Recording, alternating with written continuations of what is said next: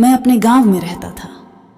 अब मैं जॉब करता हूँ, इसलिए अब मैं शहर में रहता हूँ। तो बात कुछ ऐसी है कि मैं अपने गांव में जिस स्कूल में पढ़ता था, उसके पास ही एक बावड़ी कुआं थी। और जो लोग बावड़ी कुआं के बारे में नहीं जानते, उन्हें बता दूं कि यह पानी का एक स्रोत होता है।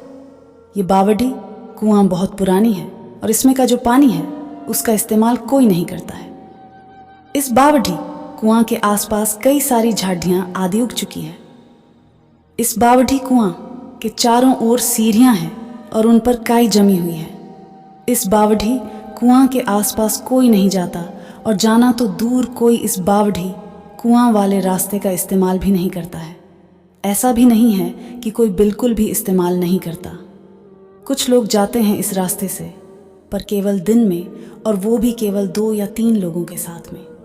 कहते हैं कि इस बावड़ी कुआं के अंदर एक ऐसा भ्रमजाल है जो लोगों को अपने वश में कर लेता है और उन्हें इस बावड़ी कुआं के पानी के अंदर डूबा देता है। और इतना ही नहीं, मरने के बाद उस व्यक्ति की लाश तक नहीं मिलती है।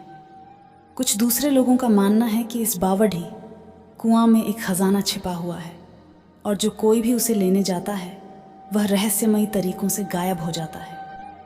ऐसा हमारे यहाँ के लोग कहते हैं। पर मेरे साथ एक ऐसा खौफनाक वाकया पेश आया जो इन दोनों बातों का खंडन करता है। एक दिन मैं शाम को घर के लिए सामान खरीदकर वापस घर लौट रहा था, तो मैंने सोचा कि उस बावड़ी कुआं वाले रास्ते से निकलता हूँ, क्योंकि वो एक छोटा रास्ता था। तो मैं उस रास्ते से जाने लगा।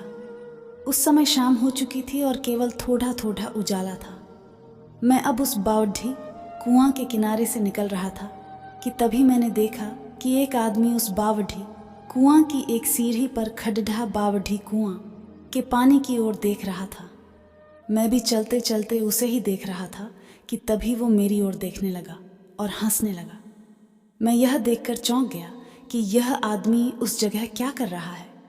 कुछ 2 कदम चलने के बाद मैंने देखा कि वो आदमी अपने घुटनों के बल बैठकर बावड़ी कुआं के पानी में किसी को देख रहा था।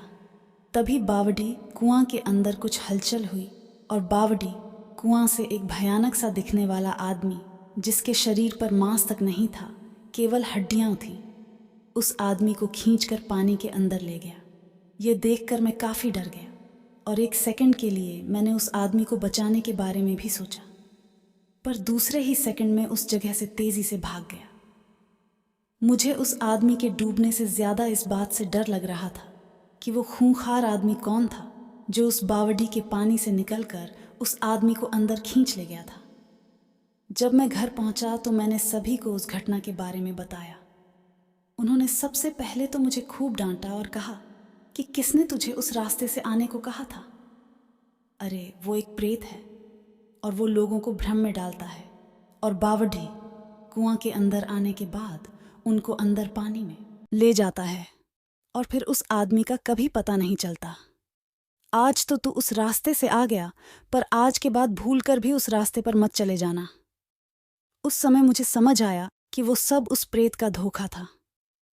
अगर मैं उस आदमी को बचाने चला जाता तो फिर वो मुझे अंदर खींच लेता। शायद वो आदमी भी लोगों को शिकार बनाने के लिए उस प्रेत का रचा जाल था।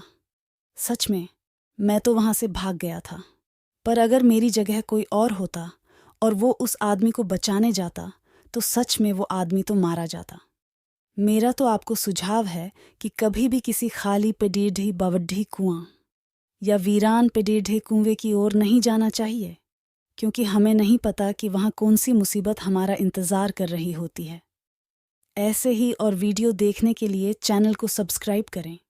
अगर आप फेसबुक पर देख रहे हैं तो पेज को फॉलो करें।